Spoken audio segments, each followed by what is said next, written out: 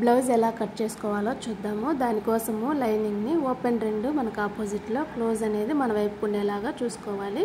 కింద స్ట్రైట్గా ఒక లైన్ గీసుకోవాలి. కుట్టడం కోసం 1/2 ఇంచ్ గ్యాప్ తోటి మరొక లైన్ గీసేసుకోవాలి. తర్వాత బ్లౌజ్ పొడవు అనేది కొలుచుకోవాలి. షోల్డర్ మధ్యలోకి మడిచి డాట్ కార్డ్ పట్టుకొని స్ట్రైట్గా ఇలాగా ఒరిజినల్ ఒక మార్కు, కుట్టడం కోసం మరొక మార్క్ చేసుకోవాలి. ఇప్పుడు స్ట్రైట్గా ఒక లైన్ గీసేసుకుందాము. ఇప్పుడు నడుము లూజ్ అనేది పెట్టేసుకోవాలి. ఇలాగ మడిచేసి బ్లౌజ్ని ఇక్కడి నుంచి అట్లాగా ఒరిజినల్ ఒక మార్కు, బ్యాక్ డాట్ కోసము 1 ఇంచ్ తోటి ఒక మార్కు, ఖర్చు కోసము 2 ఇంచ్ తోటి మరొక మార్కు చేసుకోవాలి. ఇప్పుడు చంక డౌన్ పెట్టేసుకుందాం. చూపిస్తున్నట్లుగా బ్లౌజ్ని పరిచేసుకునేసి ఇలా ఒరిజినల్ ఒక మార్కు, కుట్టడం కోసం మరొక మార్క్ పెట్టుకొని స్ట్రైట్గా ఒక లైన్ గీసుకుందాము. ఇప్పుడు మెడ డౌన్ పెట్టేసుకుందాం. ఇలా పెట్టేసుకునేసి ఒరిజినల్ కుట్టడం కోసమని 2 మార్కులు చేసుకోవాలి. ఇప్పుడు స్ట్రైట్గా ఒక లైన్ గీసేసుకుందాం. ఇప్పుడు షోల్డర్ ఈ బ్లౌజ్కి నేను 5.5 పెడుతున్నానండి. ఈ షోల్డర్ డీటెయిల్స్ అనేది ముందు వీడియోలో నేను క్లియర్గా చెప్తాను మీకు.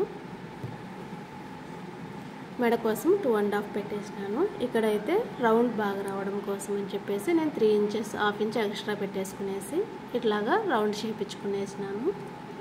ఇప్పుడు 5.5 పైన పెట్టాము కదా, కింద కూడా 5.5 పెట్టేసేసి స్ట్రైట్గా ఒక లైన్ గీసుకుందాం. ఇప్పుడు రౌండ్ షేప్ ఇచ్చుకుందాము చంకకి. ఇక్కడ మనము ఇప్పుడు చెస్ట్ లూజ్ అనేది పెట్టుకోవాలి. అది ఎలా పెట్టుకోవాలో చూపిస్తాను. ఇలా బ్లౌజ్ పరిచేసి మెడ కింద నుంచి చెస్ట్ లూజ్ని చూసుకుందాము. చంక దగ్గర నుంచి చెస్ట్ లూజ్ని చూసుకున్నారంటే అది ఎక్స్పీరియన్స్ లేని వాళ్ళకి తేడా వచ్చిందండి. ఇలా చెస్ట్ లూజ్ని చూసుకుంటే బ్లౌజ్ అనేది పర్ఫెక్ట్గా ఉంటుంది. ఇలా చూసుకుని చెస్ట్ లూజ్ని సగం చేసేసుకొని ఇప్పుడు మార్క్ చేసుకుందాము. ఇలా సగం చేసేసి మార్క్ చేద్దాము. ఇలా గుర్తు పెట్టేసుకోవాలా. కుట్టడం కోసం 2 ఇంచెస్.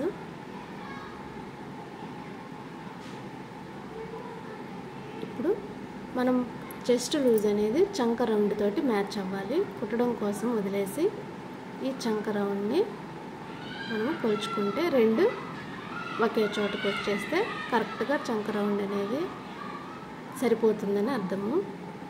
లేదంటే అక్కడ అడ్జస్ట్మెంట్ అనేది ఎలా చేసుకోవాలో ముందు వీడియోలలో చెప్తాను.